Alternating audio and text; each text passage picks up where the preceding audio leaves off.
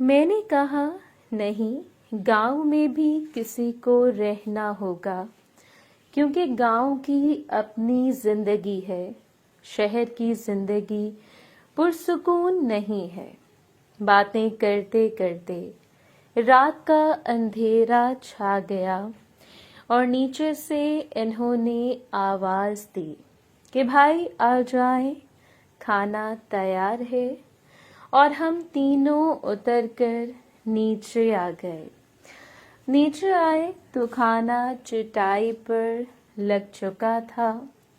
ہم نے بیٹھ کر کھانا کھایا اور پھر عظمیٰ نے سب کو میٹھے چاول پلیٹوں میں ڈال کر دیے، جو بہت ہی مزیدار بنے تھے۔ اس دوران ریحانہ بار بار مجھے دیکھ رہی تھی، اور یہ بات مونا کے علاوہ باقی سب کو بھی پتہ تھی۔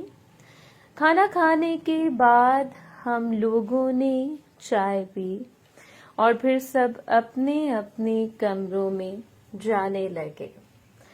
عظمیٰ کو بھی ساری بات سمجھ آ گئی تھی، تو اس نے دودھ میں پاؤڈر ملا کر مونا کے لیے کمرے میں رکھ دیا۔ میں کمرے میں آیا، اس کے تھوڑی دیر بعد ہی مونا بھی کمرے میں آ گئی اور دروازہ بند کر کے میرے ساتھ بیڈ پر بیٹھ گئی۔ میں نے کہا اب چچی کی طبیعت کیسی ہے؟ تو مونا بولی میں آپ کے آنے سے تھوڑی دیر پہلے گئی تھی، اب کچھ بہتر ہے لیکن کمزور ہو گئے ہیں۔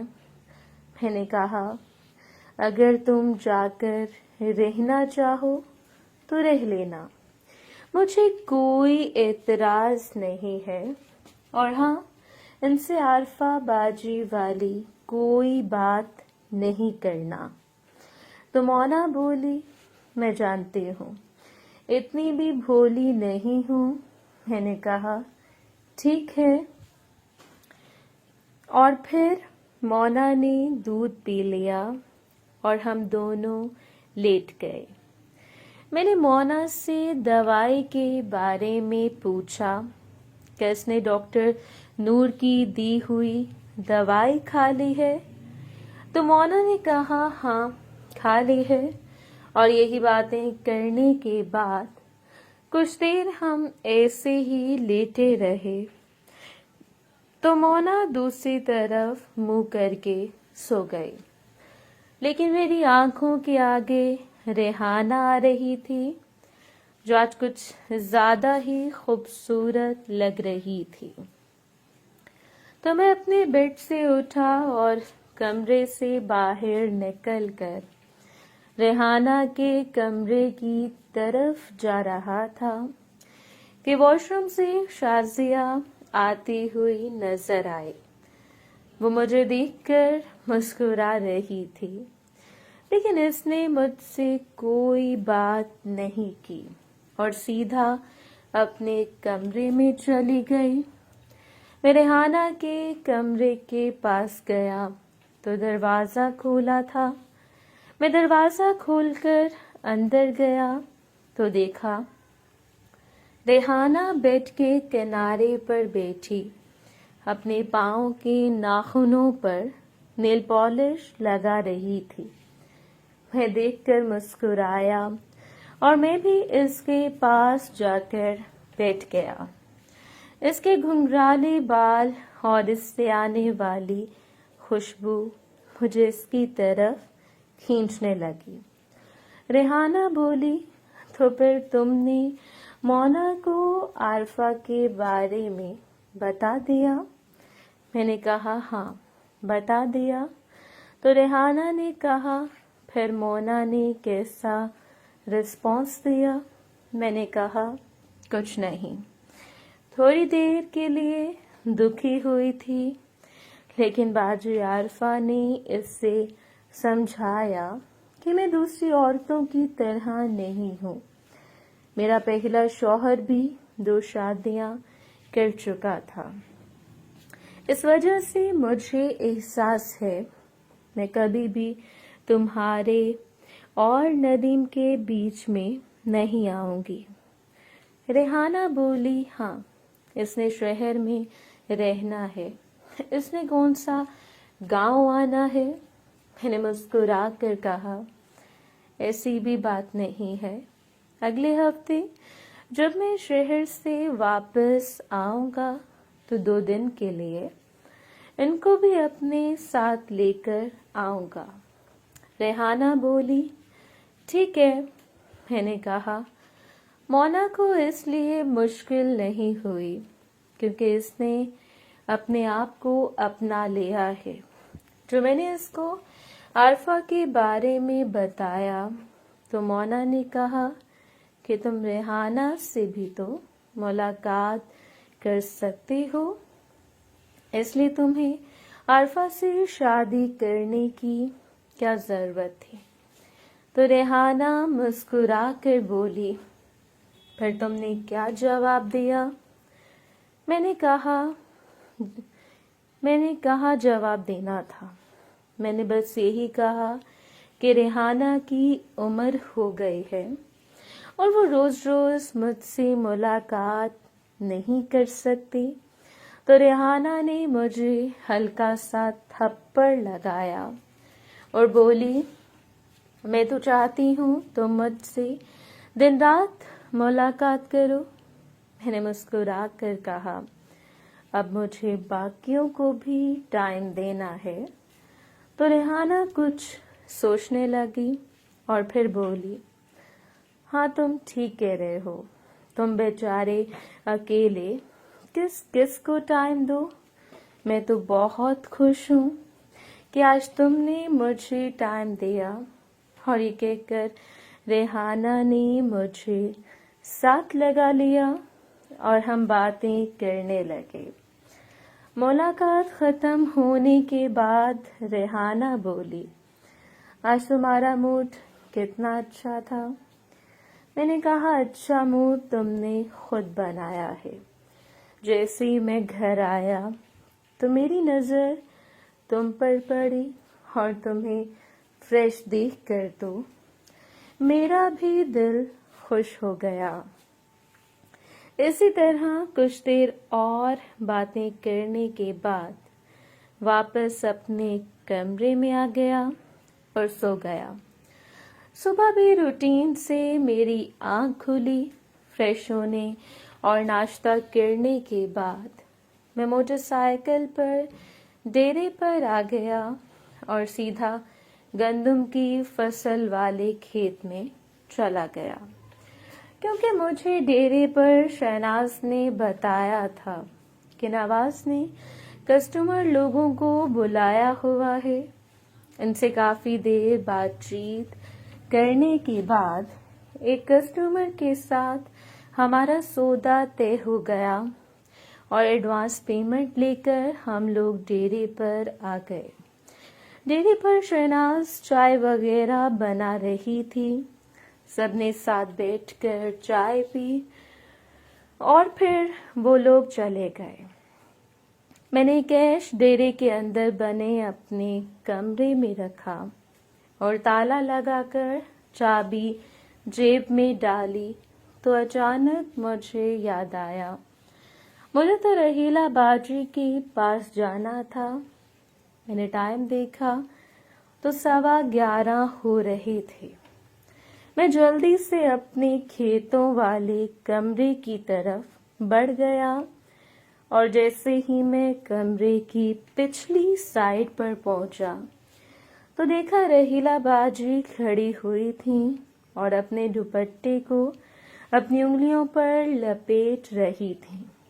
मुझे देखकर इन्होंने थोड़ा गुस्से वाला मुंह बनाया और बोली, टाइम देखो।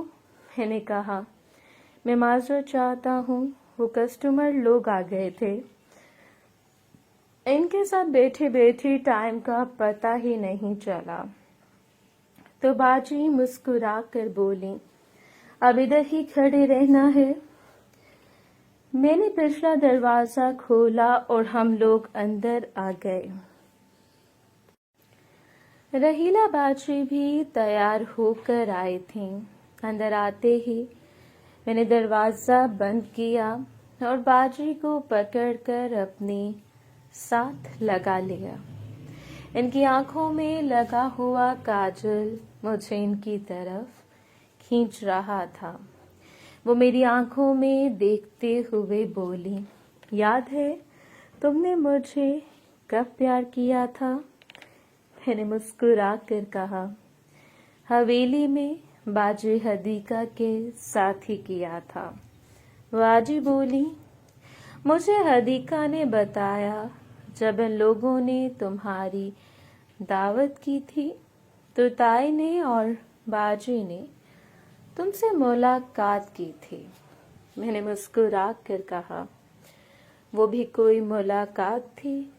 تو رحیلہ باجی مسکرا کر بولی، پھر آج میری ساری کسر نکال دینا۔ میں نے مسکرا کر کہا، یہ بھی کوئی کہنے والی بات ہے؟ اور یہ بات کر کے ہم باتیں کرنے لگے۔ کافی دیر ملاقات جاری رہنے کے بعد جب ملاقات ختم ہوئی تو رحیلہ باجی کی آنکھوں میں لگا کاجل پھیل چکا تھا اور تھوڑے تھوڑے ان کے آنسو بھی آ گئے تھے۔ میں نے مسکرا کر پوچھا، کیا ہوا؟ تو وہ بولی، ایسے بھی کوئی کرتا ہے؟ میں نے کہا، آپ نے ہی تو کہا تھا کہ آج کوئی کسر باقی نہیں رہنی چاہیے۔ تو میری بات سن کر ہی رحیلہ باجی چپ ہو گئیں۔ میں نے کہا، ایک منٹ ٹھہریں۔ میں کمرے کے ساتھ بنے اسٹور روم میں گیا اور وہاں سے میں نے کریم نکالی اور باجی کو لگا دی۔ کچھ دیر بعد جب ان کو تھوڑا سکون ملا تو وہ اٹھ کر چلنے لگی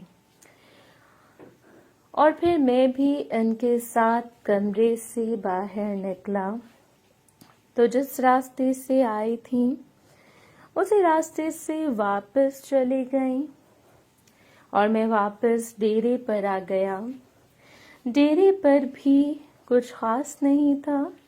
میں نے شہناز سے کوثر کا پوچھا تو وہ بولی، آج آپ کی چچا اپنے ڈیرے پر ہیں تو اس وجہ سے کوثر بھی نہیں آئے۔ میں نے کہا، ٹھیک ہے، کل صبح تم دونوں مل کر پلان بنا لینا۔ میں جانے سے پہلے تم دونوں سے مل کر جاؤں گا۔ تو میری بات سن کر شہناز کے چہرے پر مسکراہٹ آ گئی۔ میں نے کہا، اس کے بعد میں تقریباً 5 دن بعد ہی وہاں پہ آؤں گا۔ تو شہناز بولی، ٹھیک ہے۔ پھر سارا دن ڈیرے پر ایسے ہی گزر گیا اور شام کو میں واپس گھر آ گیا۔ گھر آیا تو تایا لوگوں کی فیملی آئی ہوئی تھی۔ تائی حدیقہ، باجی اور آصف کی تینوں بہنیں تھیں۔ جیسے ہی میں اندر داخل ہوا تو شبنم اور عنبر مجھے دیکھ کر مسکرا اٹھیں۔ میں نے جا کر سب سے سلام لی اور کرن سے جیسے ہی میں سلام کرنے لگا تو اس نے میرا ہاتھ تھوڑا زور سے دبایا اور اپنے پیٹ کی طرف اشارہ کر دیا۔ میں اس کا اشارہ سمجھ گیا۔ اس کے بعد میں بھی ان لوگوں کے ساتھ بیٹھ گیا۔ شاید یہ لوگ ابھی ابھی آئے تھے کیونکہ ابھی عظمیٰ، مونا ان کے لیے چائے بنا رہی تھیں، جبکہ دوسری طرف خالہ اور شازیہ رات کے کھانے کی تیاری کر رہی تھیں۔ تائی اپنی معنی خیز مسکراہٹ کے ساتھ پوچھنے لگیں، ندیم تمہاری طبیعت کیسی ہے؟ کبھی ہمارے گھر بھی چکر لگا لیا کرو۔ کل آصف بتا رہا تھا کہ تم رحیلہ کو छोड़ने इसके घर गए, लेकिन वापसी पर तुम हमारे घर नहीं आए। मैंने मुस्कुरा कर कहा, ताई वो बाजे दूध लेने आए थे और मैं भी वापस घर आ रहा था, तो मैंने इनको मोटरसाइकिल पर बिठा लिया। और आपको तो पता है कि काम की वजह से थकन हो जाती है, इसलिए मैं आपके घर नहीं आया क्योंकि मुझे नहाना था। तो बाजी हदीका मुस्कुरा कर बोली, तो हमारे घर नहा लेते। क्या हमारे घर का पानी कड़वा है? और अगर तुम्हें शर्म आती है तो तुम्हारी ताई खुद तुम्हें नहला देती। मैंने कहा, ताई कैसे नहला सकती हैं? तो ताई बोली, जब तू छोटा होता था तो बगैर कपड़ों के ही तो गलियों में फिरता रहता था, कभी किसी के घर और कभी किसी के घर। ताई की ये बात सुनकर सब हंसने लगे। ताई लड़कियों को हंसता हुआ देखकर बोली, तुम लोग क्यों हंस रही हो? तुम भी ऐसे ही थी, बस फर्क ये था कि तुम लोगों ने पजामा पहना होता था और आसिफ और इसका भाई भी ऐसे ही फिरते रहते थे।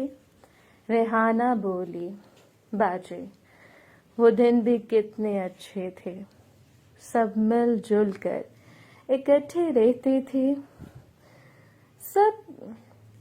सब शाम को बैठकर इसी तरह बातें करते थे और सबका खाना एक ही जगह बनता था। अब वक्त कितना बदल गया है, और यकीन माने जब हम लोग हवेली में रहे तो मुझे वो पुराना वक्त भी याद आ गया। बस फर्क ये था कि अम्मा और इसके अब्बा नहीं थे। ताई भी बोली, हाँ रेहाना, तुम ठीक कह रही हो। जब हम लोगों की नई नई शादी हुई थी तब हमारे पास इतनी जगह भी नहीं थी और इतना पैसा भी नहीं था, लेकिन हम फिर भी बहुत खुश थे और जिंदगियों में सुकून था। आजकल तो पैसा होने के बावजूद भी सुकून नहीं। तो अम्मी बोली, बाजी सच पूछें तो सुकून रिश्तों में है, सब मिलजुल कर रहने में है। ताई बोली, अब देखो ना, आसिफ का भाई बाहर चला गया और नदीम भी हफ्ते में से 4 दिन शहर रहता है। इसके ताया भी शहर चक्कर लगाते रहते हैं। हर कोई अपने कामों में मसरूफ है। हम औरतें ही अलग-अलग घरों में रहकर बोर होती हैं। मैंने कहा, तो इसमें मसला क्या है? हम सब मिलकर अगर फैसला करें तो एक घर में रह सकते हैं। ताई बोली, हाँ नदीम बेटा, तुम ठीक कह रहे हो, लेकिन पता नहीं कोई माने या ना माने, पहले दौर में सबके दिलों में एक दूसरे के लिए प्यार मोहब्बत थी, लेकिन अब वैसा नहीं है। मैंने कहा, ताई ये बात तो आप बिल्कुल सच कह रही हैं। अभी हम बातें कर रहे थे कि चाय बनकर आ गई। मैंने कहा, आप लोग चाय पिएं, मैं फ्रेश होकर आता हूँ। तो ताई बोली, बैठ जा हमारे पास भी, फिर नहा ली। तो मैं इनके पास ही बैठ गया और उस्मा चाय का कप मुझे भी दे दिया। अंबर और शबनम चूंकि सबके पीछे बैठी हुई थी, वो मुझे आंखों से और हाथों से इशारा भी कर रही थी। मैं इनकी बात समझ रहा था, लेकिन सबके सामने मैं कैसे बात कर सकता था। थोड़ी देर बाद जब ताई अम्मी खाला से बात करने लगी तो मैं उठकर इनकी तरफ चला गया और शबनम बोली, कब से तुम्हें اشارہ کر رہی ہوں. میں نے کہا میں کیا کروں اب سب کے سامنے تو اٹھ کر تمہارے پاس نہیں آ سکتا. بتاؤ کیا بات ہے. شبنم بولی تمہارا کام ہو گیا. میں نے کہا کیا مطلب. امبر بولی میں نے اپنی سہیلی سے بات کر لی ہے. جمعرات والے دن وہ لوگ شادی پر جا رہے ہیں. ان کے گھر کی چابی ہمارے پاس ہی ہوگی. میں نے کہا کتنے دن کے لیے جا رہے ہیں. تو شبنم بولی وہ لوگ اتوار کو واپس آ جائیں گے. میں نے کہا کل پیر ہے اور کل مجھے شہر جانا ہے. مجھے 3-4 دن وہاں لگ جائیں گے. تو امبر بولی اب ہمیں مت کہنا اگر تم نہیں آ سکتے. میں نے کہا ٹھیک ہے میں جمعرات کو واپس آ جاؤں گا اور پھر ہم لوگ تمہاری سہیلی کے گھر پر مل لیں گے. شبنم بولی اب یہی موقع ہے.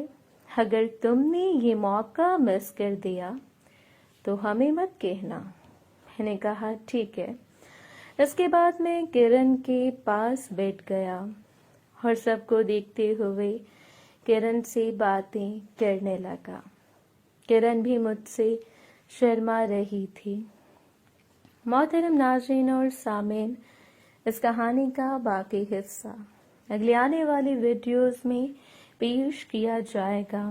اگر آپ کو یہ ویڈیو اچھی لگی تو ویڈیو کو لائک اور ہمارے چینل کو سبسکرائب ضرور کریں. شکریہ.